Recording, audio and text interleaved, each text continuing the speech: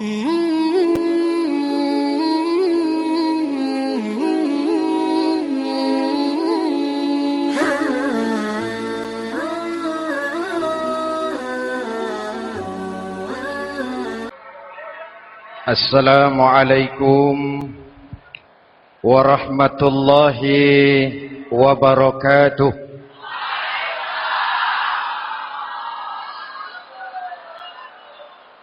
Alhamdulillahi rabbil alamin.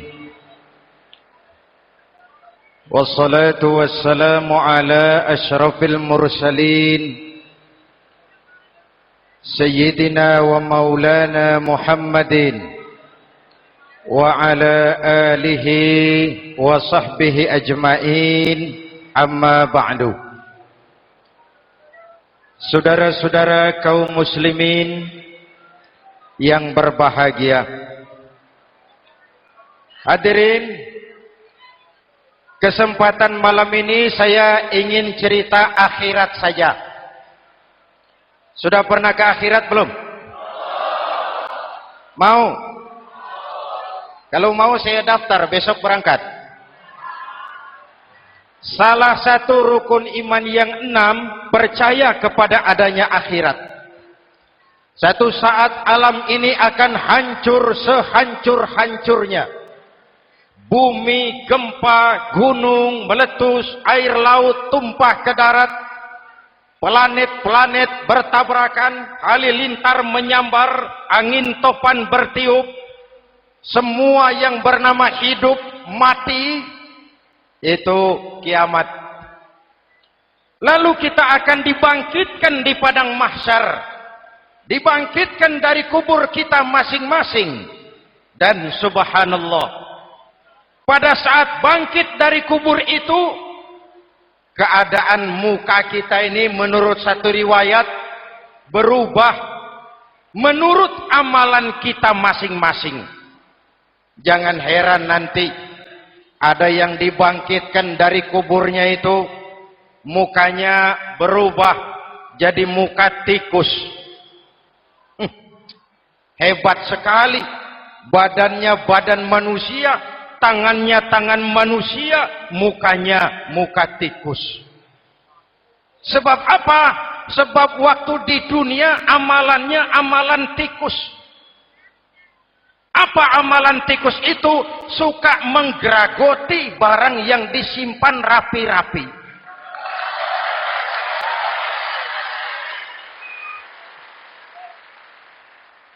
Itu nanti koruptor-koruptor yang menggeragoti uang rakyat. Itu nanti bangkit mukanya muka tikus. Na'udzu. Saudara lihat, oh ini yang geragoti uang rakyat mukanya muka tikus. Ada lagi yang bangkit dari kubur, mukanya itu berubah jadi muka harimau.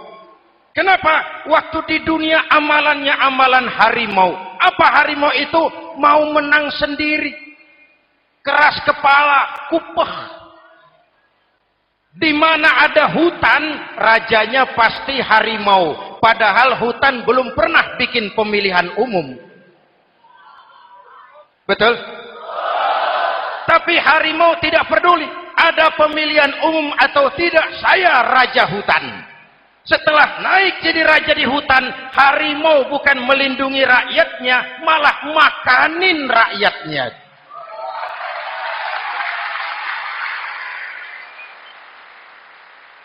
Orang-orang yang mau benar sendiri. Ada lagi yang bangkit dari kubur gagah, mukanya muka ketek. Sebab apa? Waktu di dunia amalannya amalan ketek. Apa ketek itu? Rakus, serakah, tamak. Coba, ketek itu kasih pisang, dimakan. Berikan lagi, pegang. Berikan lagi, kakinya yang megang. Temannya diberikan, masih dirampas juga. Ketek. Serakah. Kalau mental ketek masih gentayangan di republik ini, maka pemerataan cuman akan jadi dongeng. kaum muslimin yang berbahagia. Pada saat itu di akhirat nanti, setiap orang sibuk dengan urusannya sendiri-sendiri. Boleh jadi setiap kita lalu akan dimintakan pertanggungjawaban jawab. Boleh jadi orang tua tidak sempat lagi mengingat anaknya. Saudara tidak lagi sempat memikirkan saudaranya. Tiap orang akan dimintakan pertanggungjawaban jawab. Dalam kondisi seperti itu, Rasulullah mengajarkan sab'atun yudhilluhumullahu yawma la dhilla illa zilluh. Ada 7 golongan manusia yang di akhirat nanti akan langsung mendapat perlindungan dari Allah Subhanahu wa taala. Orang lain sibuk, dia tenang. Orang lain resah dan gelisah, dia ayem. Kenapa? Mendapat perlindungan dari Allah. Sebab ketika di dunia, ia memberikan perlindungan kepada orang banyak. Siapa mereka? Mudah-mudahan kita termasuk salah satu di dalamnya. Mencari perlindungan Allah lebih-lebih dalam situasi sekarang ini. Pertama, imamun adil. Yang akan mendapat perlindungan langsung dari Allah adalah pemimpin yang adil. Sebab apa? Pemimpin yang adil melindungi banyak rakyat, maka pantas di akhirat dilindungi oleh Allah Subhanahu. Kita ini kan zon politikan. Kita ini makhluk yang tidak mungkin hidup sendiri-sendiri. Untuk melaksanakan hajat bersama, kita memerlukan pemimpin. Memilih pemimpin itu tidak sulit. Dalam fikih, ketika sholat, itu dijelaskan bagaimana cara memilih imam. Siapa yang diangkat jadi imam? Pertama, a'lamuhum. Orang yang paling alim di kampungmu siapa? Angkat jadi imam. Yang paling alim, paling menguasai persoalan sehingga bisa membawa bangsa keluar dari kesulitan. Pemimpin yang bisa menyelesaikan masalah, bukan yang menimbulkan masalah.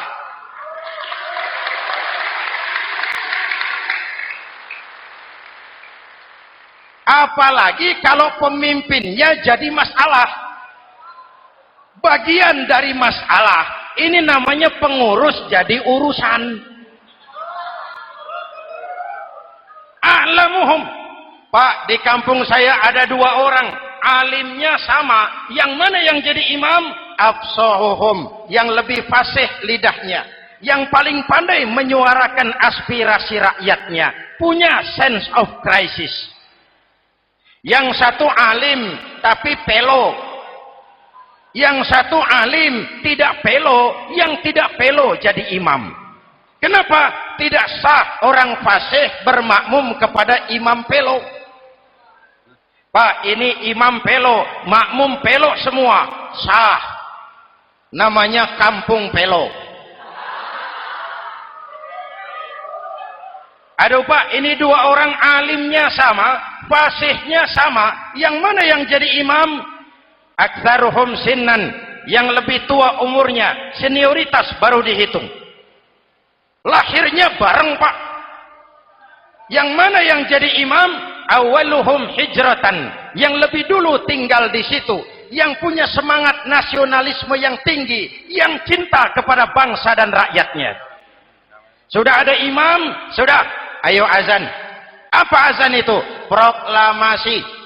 Sholat mau dimulai. Sudah azan? Sudah.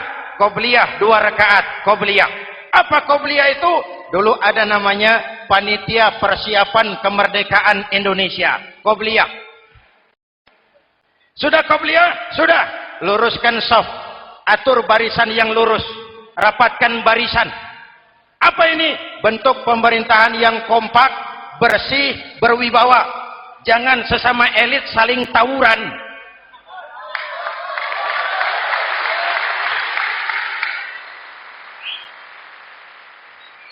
Luruskan shaf.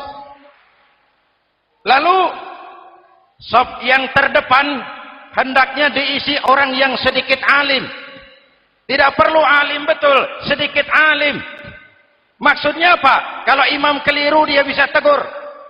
Kalau imam salah dia bisa tegur. Kalau imam batal dia bisa gantikan. Ini wakil-wakil makmum. DPR, DPRD. Wakil-wakil makmum. Sudah. Ayo imam, pimpin sholat. Sepakati dulu, kita mau sholat apa? Rakaatnya berapa? Surah yang mau dibaca apa? Pakai sujud tilawah apa tidak? Supaya makmum tidak kaget-kagetan. Rakyat harus dikasih tahu pemimpinnya mau kemana. Visinya apa? Supaya makmum ikutnya ikhlas. Jelas? Hadirin yang saya hormati, kita memerlukan pemimpin yang adil, yang menaungi rakyatnya, sehingga dengan demikian nanti mereka akan dinaungi langsung oleh Allah Subhanahu. Mudah-mudahan Allah memberikan kepada kita rakyat dan bangsa Indonesia ini pemimpin yang adil. Saya yakin perjalanan waktu akan mengantarkan kita di mana orang-orang akan terbuka topengnya sehingga akan jelas mana pembela rakyat, mana penyengsara rakyat.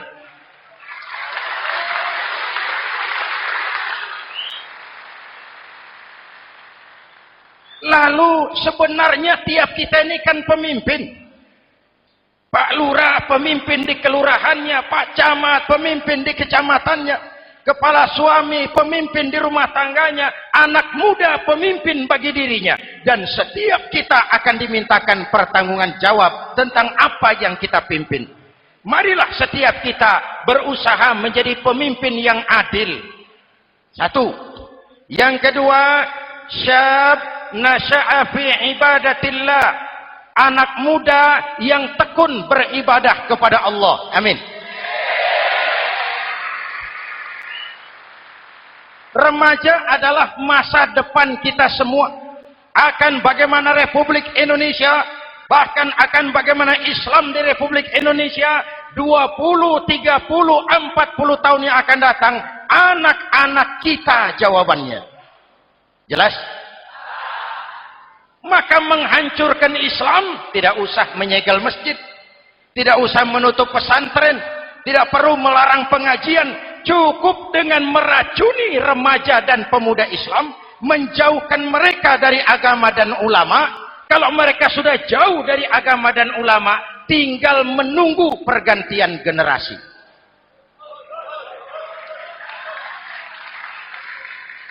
Maaf, kalau yang sudah 60 tahun ke atas, itu saya anggap angkatan selamat. Generasi tanda seru. Insya Allah mantap akidahnya, tidak goyah imannya. Tapi yang 30 tahun ke bawah, adik-adik saya ini, the next generation. Kalian yang jadi pilot project. Remaja-remaja Islam, kalau mau jadi remaja dan pemuda modern, jangan dekat-dekat ke masjid kuno. Masjid khusus 70 tahun ke atas. Baca Quran kampungan. Ngaji urusan akhirat. Seiring dengan itu, modernisasi diartikan dengan westernisasi. Kau tidak bisa jadi pemuda modern kalau semua yang datang dari barat belum kau telan mentah-mentah. Kau harus bisa bergaul seperti orang barat, berpakaian seperti orang barat, berumah tangga seperti orang barat, makan minum seperti orang barat. Kalau nyanyi lagunya lagu barat yang orang lain nggak ngerti, kamu juga nggak tahu. Mengalirlah narkoba dalam segala bentuknya. Maka muncullah generasi-generasi santai, generasi-generasi salon yang mencoba mencari pelarian hanya dengan kesenangan sesaat, tapi menghancurkan masa depan yang pasti.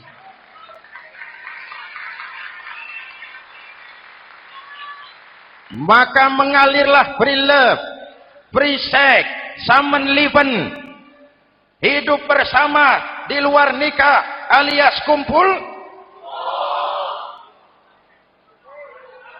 Ya sama saja, kumpul kebo, kumpul embek itu sama. Hadirin yang saya hormati, kalau sudah hancur, tinggal menunggu pergantian generasi. Oleh karena itu, adik-adik saya, para remaja, para pemuda, kalian harapan kami semua. Di pundak kalian kami pertaruhkan hari depan bangsa dan negara ini. Hidup cuma putaran menunggu giliran. Ada saat datang, ada waktu pergi, ada hari lahir, ada saat kembali, ada hari dilantik, ada saat untuk menyerahkan jabatan. Hidup cuma sekadar menunggu giliran. Karena itu kepada kalian saya ingatkan satu ucapan orang bijak. Hai anak muda, berpikirlah kau di waktu pagi, bekerjalah di waktu siang, makanlah di waktu sore, dan tidurlah di waktu malam. Berpikir di waktu pagi, belajar mumpung masih muda. Bekerjalah di waktu siang, amalkan ilmu itu setelah dewasa.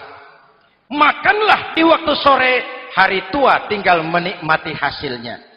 Tidurlah di waktu malam, matilah dengan tenang. Kalau pagi kau tidak berpikir, nanti siang kau tidak akan bisa bekerja. Kalau siang tidak kerja, nanti sore mau makan apa? Kalau sore tidak makan, alamat malam enggak bisa tidur.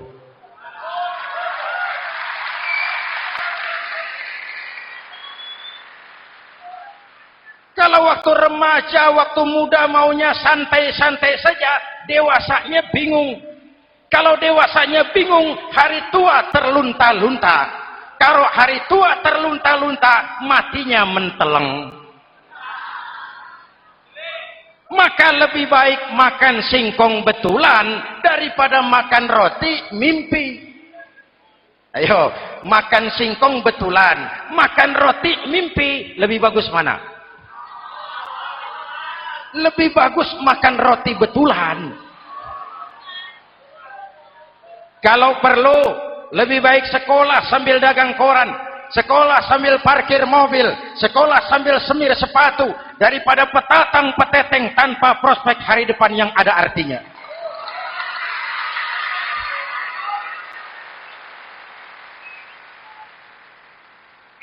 Inilah golongan kedua yang nanti akan langsung mendapat perlindungan dari Allah. Anak muda yang tekun ibadah. Kalau orang tua tekun ibadah, pantas. Orang tua rajin ibadah, tidak istimewa. Masya Allah Pak, itu orang tahajudnya hebat, wirid yasinnya mantap, puasanya luar biasa, zikirnya mantap. Umurnya berapa? 70. Wajar. Lalarwi sanjo. Sudah larut senja. Kalau 70 masih jadi preman, kapan tobatnya? Tapi kalau ada anak muda, darahnya masih mengalir dengan panas, keinginannya masih sejuta khayal, dia bisa salurkan di jalan Allah, itu amat disukai Allah, dan itu akan mendapat perlindungan langsung dari Allah Subhanahu. Hadirin kaum muslimin di seluruh tanah air yang saya cintai. Sekarang kita sampai kepada golongan ketiga yang nanti dinaungi Allah. Itu siapa? Rajulun qalbuhu mu'allaqun bil masajid. Seseorang yang hatinya selalu terpaut kepada masjid. Masjid memang tempat melaksanakan sholat, tapi lebih dari itu dia adalah pusat kegiatan umat. Umat Islam dengan masjid seperti ikan dengan air, tidak boleh berpisah. Sehingga ada hadis qudsi mengajarkan, inna buyuti fil ardil masajid wa inna zuwari fiha ummaruha. Rumahku di permukaan bumi adalah masjid. Orang-orang yang memakmurkan masjid adalah tamuku. Dari masjidlah terpancar semangat silaturahmi. Dan itu yang sangat kita perlukan sekarang. Di tengah-tengah kerentanan kita sebagai bangsa, masjid harus jadi lem perekat. Di sini siapapun yang datang mengucapkan Assalamualaikum. Betul? Menebarkan salam. Menebarkan rasa damai. Bersalaman. Kata Nabi, ma min muslimaini yaltaqiyani fayatasafahani illa ghafarallahu dzunubahuma. Apabila dua orang Islam bertemu lalu bersalam-salaman, Allah akan menghapuskan dosa yang terjadi di antara kedua orang itu. Bangsa kita sedang rentan perpecahan. Benih-benih disintegrasi bertebaran di mana-mana. Maka mari kita kembali ke masjid untuk menyusun semangat kebersamaan, meluruskan saf, merapatkan barisan, dan menerjemahkannya di luar masjid. Ini ada kaitannya dengan faktor yang keempat, yang langsung dilindungi Allah. Siapa mereka? Rajulani tahabba fillahi ijtama'a alaihi wa tafarraqa alaihi. Dua orang yang bersaudara, bertemu karena Allah, berpisah karena Allah. Itu akan dilindungi langsung oleh Allah di hari akhirat nanti. Dua orang bersaudara, bertemu karena Allah, berpisah pun juga karena Allah. Tadi dalam perjalanan ke sini, saya melalui sebuah desa. Masih ada sisa-sisa tawuran antar desa. Saya tidak sebutkan desanya, itu rahasia perusahaan.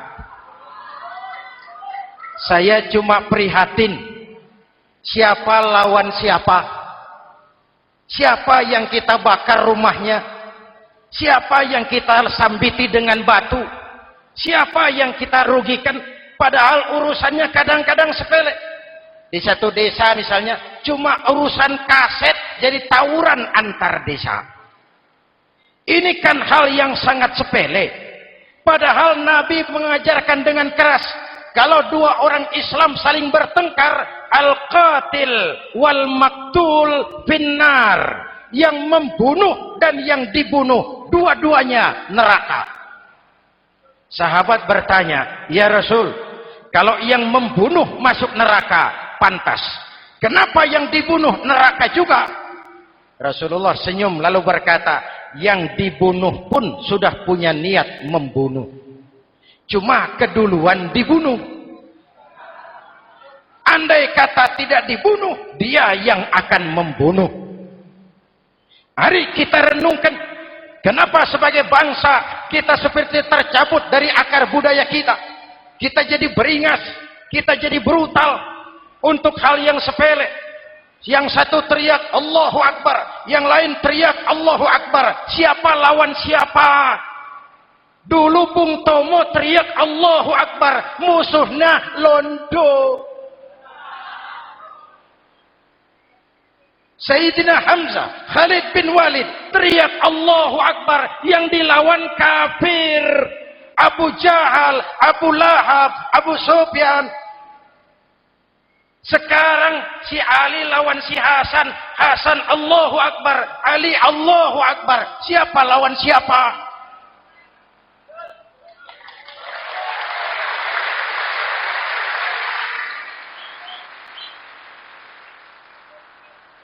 Kenapa kita jadi begitu mudah menggunakan nama Tuhan untuk melampiaskan ambisi pribadi?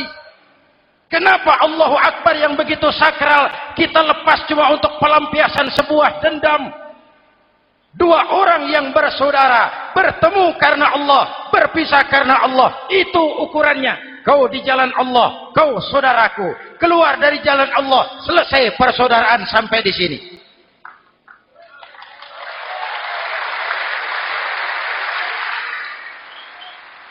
Hadirin, lewat mimbar ini saya kembali menekankan, mari kita pelihara kerukunan. Pertama, rukun antar umat seagama. Sesama muslim harus bersatu.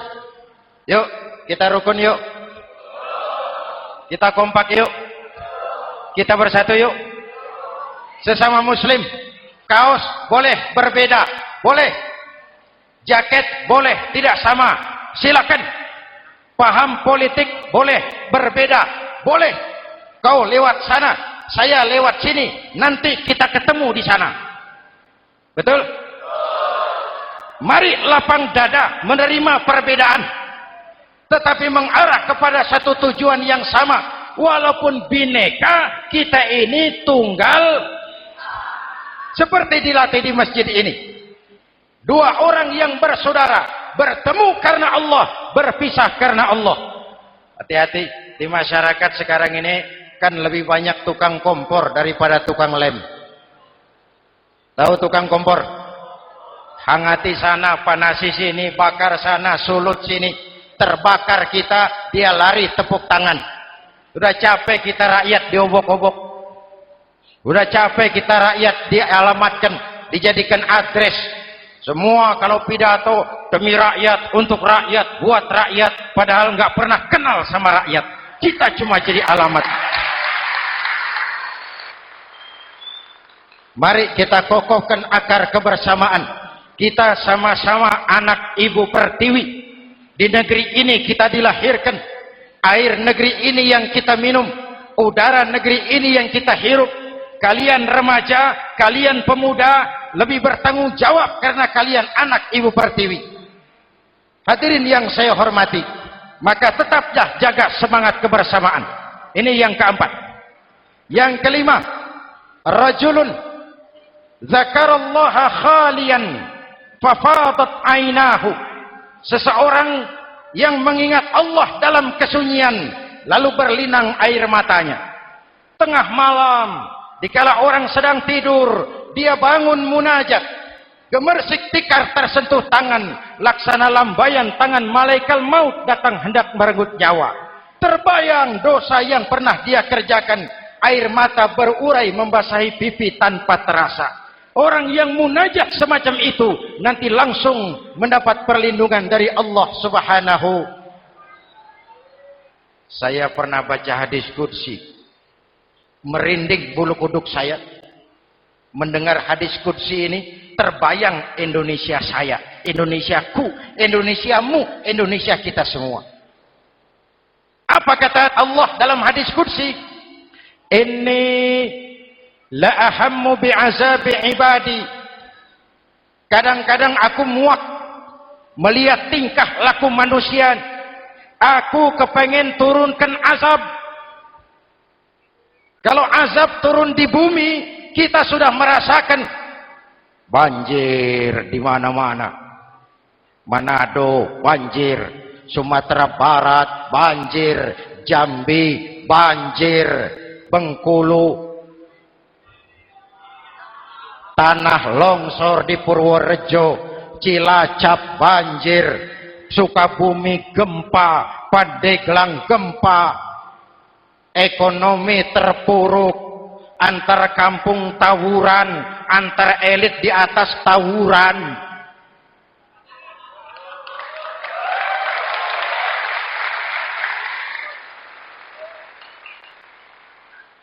Hutang numpuk. 40% APBN kita ini sekarang cuma untuk bayar hutang.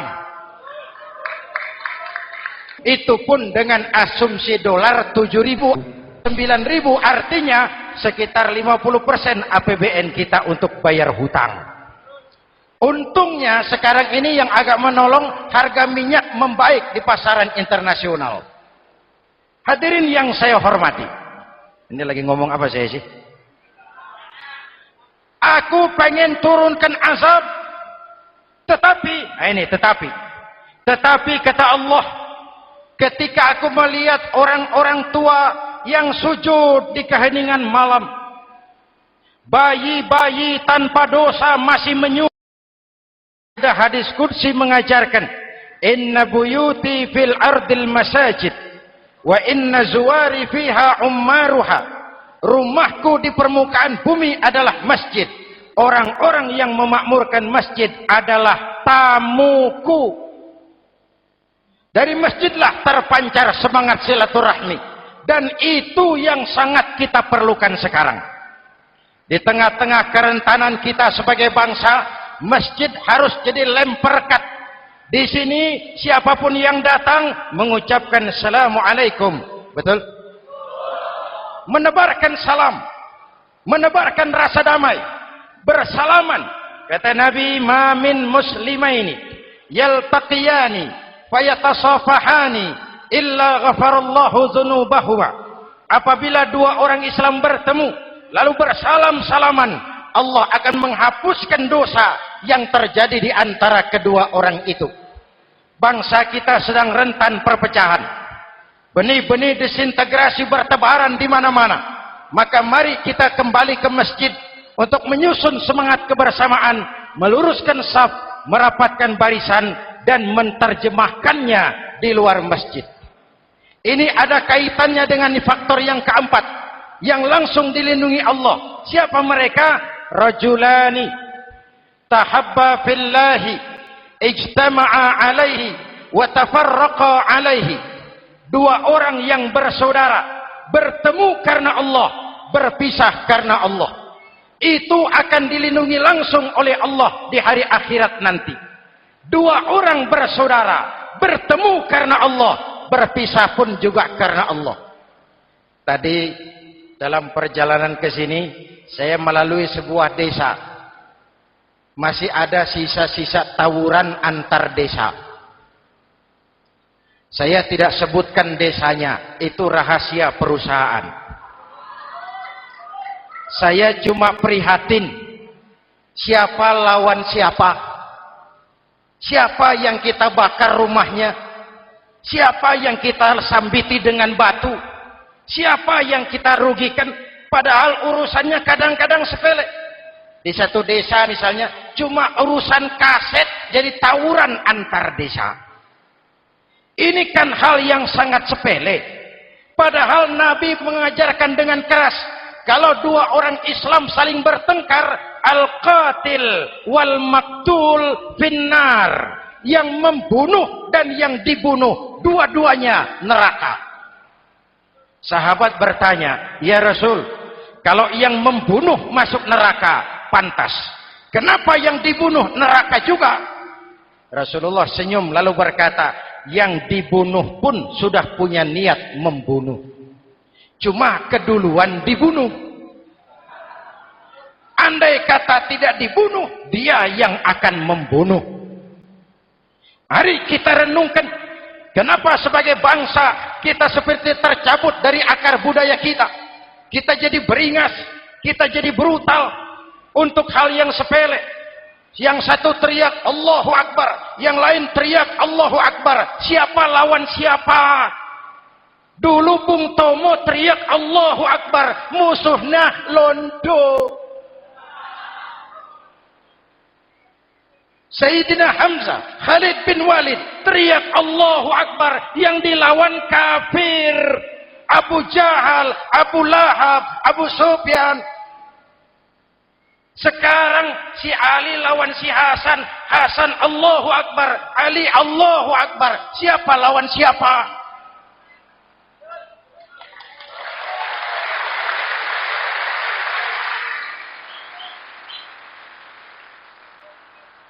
Kenapa kita jadi begitu mudah menggunakan nama Tuhan untuk melampiaskan ambisi pribadi?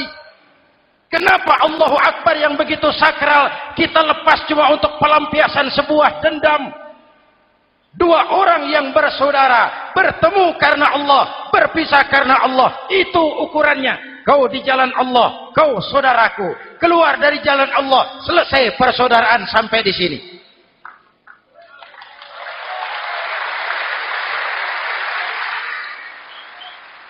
Hadirin, lewat mimbar ini saya kembali menekankan, mari kita pelihara kerukunan. Pertama, rukun antar umat seagama. Sesama muslim harus bersatu. Yuk, kita rukun yuk. Kita kompak yuk. Kita bersatu yuk. Sesama muslim, kaos boleh berbeda, boleh. Jaket boleh tidak sama, silakan. Paham politik boleh berbeda, boleh. Kau lewat sana, saya lewat sini, nanti kita ketemu di sana. Betul? Mari lapang dada menerima perbedaan, tetapi mengarah kepada satu tujuan yang sama. Walaupun bineka, kita ini tunggal. Seperti dilatih di masjid ini. Dua orang yang bersaudara, bertemu karena Allah, berpisah karena Allah. Hati-hati, di masyarakat sekarang ini kan lebih banyak tukang kompor daripada tukang lem. Tahu tukang kompor? Hangati sana, panasi sini, bakar sana, sulut sini. Terbakar kita, dia lari tepuk tangan. Udah capek kita rakyat diobok-obok. Udah capek kita rakyat dialamatkan, dijadikan address. Semua kalau pidato demi rakyat, untuk rakyat, buat rakyat, padahal nggak pernah kenal sama rakyat. Kita cuma jadi alamat. Mari kita kokohkan akar kebersamaan. Kita sama-sama anak Ibu Pertiwi. Di negeri ini kita dilahirkan. Air negeri ini yang kita minum. Udara negeri ini yang kita hirup. Kalian remaja, kalian pemuda, lebih bertanggung jawab karena kalian anak Ibu Pertiwi. Hadirin yang saya hormati, maka tetaplah jaga semangat kebersamaan. Ini yang keempat. Yang kelima, rajulun zakarallaha khalian fafadat ainahu. Seseorang yang mengingat Allah dalam kesunyian lalu berlinang air matanya.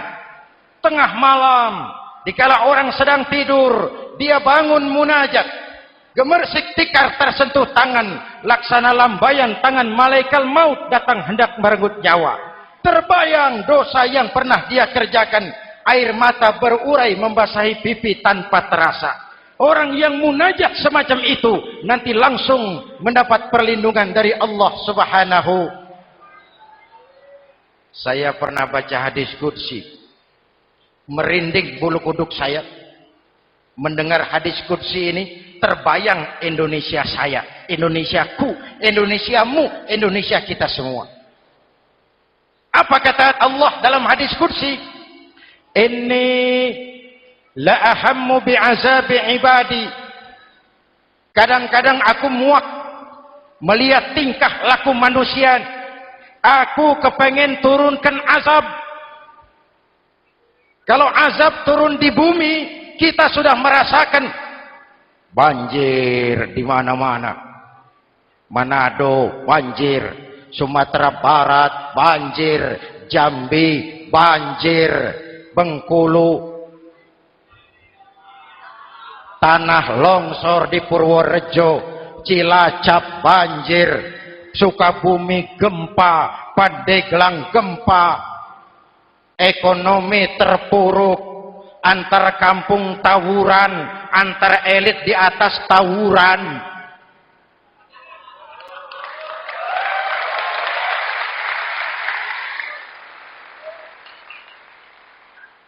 Hutang numpuk. 40% APBN kita ini sekarang cuma untuk bayar hutang. Itu pun dengan asumsi dolar 7.000, 9.000, artinya sekitar 50% APBN kita untuk bayar hutang. Untungnya sekarang ini yang agak menolong, harga minyak membaik di pasaran internasional. Hadirin yang saya hormati, ini lagi ngomong apa saya sih? Aku pengen turunkan azab, tetapi kata Allah, ketika aku melihat orang-orang tua yang sujud di keheningan malam, bayi-bayi tanpa dosa masih menyusu, binatang ternak melata mencari makan, murkaku surut, azab aku tarik kembali. Ayo renungkan hadis ini. Allah mau marah nggak jadi, azab ditarik, kesulitan diangkat, pertolongan datang, ada yang meredam murka Allah. Allah mau marah nggak jadi. Kenapa? Orang-orang tua yang tengah malam sujud sambil berlinang air mata, itu yang meredam murka Allah. Yang ikhlas menangis kepada Allah, bukan menangis berdasarkan pesanan. Ini kan sekarang apa yang nggak bisa dipesan? Istighosah pesanan, demo pesanan, 10.000 berangkat. Ngerti apa enggak urusan soal lain.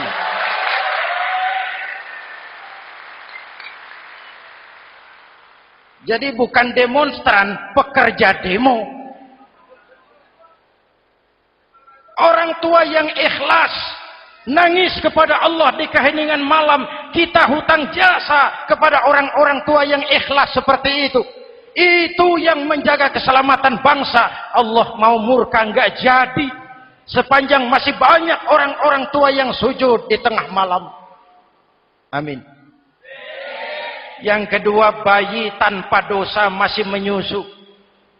Tanpa dosa. Binatang melata mencari makan.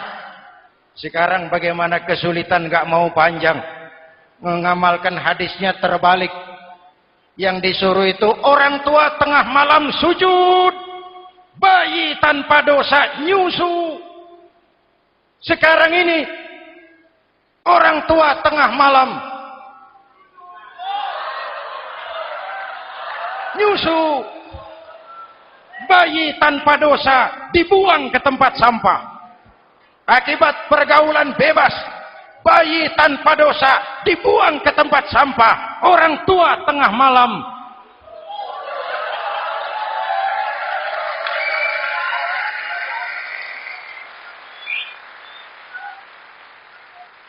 hadirin.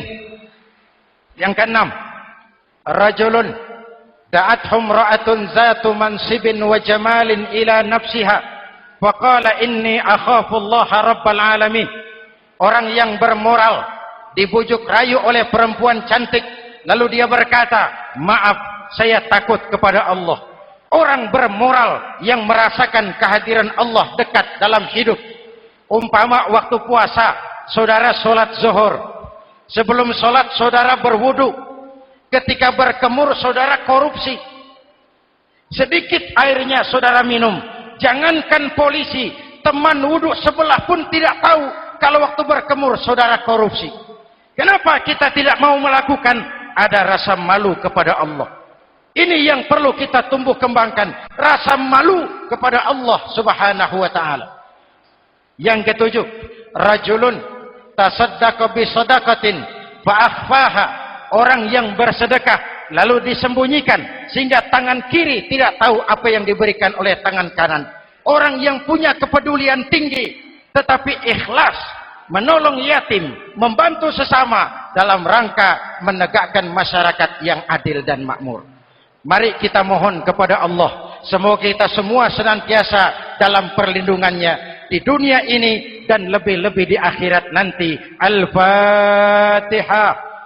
A'udzubillahi minasyaitonir Siratal ladzina an'amta 'alaihim ghairil maghdubi 'alaihim waladdallin. Amin. Bismillahirrahmanirrahim. Alhamdulillahi rabbil alamin. Allahumma shalli ala Muhammad wa ala alihi wa sahbihi ajmain. Rabbana taqabbal minna salatana wa siyamana wa qiyamana wa takhashu'ana wa ta'abbudana wa tammim taqsirana ya arhamar rahimin. Allahumma ja'alna minas su'ada'il maqbulin wa la taj'alna minal ashqiya'il mardudin. Rabbana zalamna anfusana wa illam taghfir lana wa tarhamna lanakunanna minal khasirin. Afdalu ma qultuhu ana wan nabiyyuna min qabli la ilaha illallah.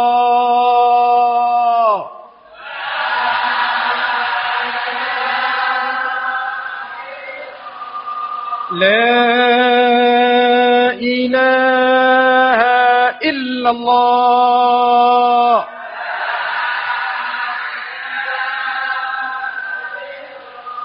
Muhammadur Rasulullah.